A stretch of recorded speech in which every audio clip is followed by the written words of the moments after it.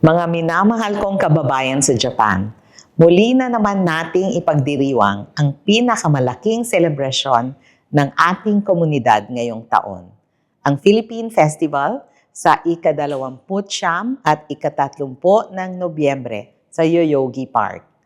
On this occasion, the Filipino community in Japan will once again come together for a weekend of festivities showcasing the Philippines' rich and vibrant culture and heritage through well-loved Filipino dishes, lively performances in music, and rich Filipino artistry and craftsmanship.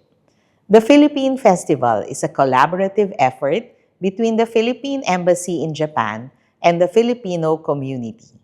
And as co-organizers, we hope to bring the best of the Philippines to Japan for the enjoyment of our kababayan, as well as the Japanese and international audiences here.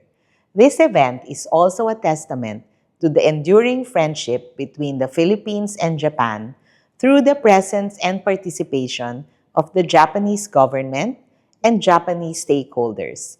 A fitting occasion as we prepare to celebrate the 70th anniversary of the normalization of diplomatic relations between the Philippines and Japan in 2026.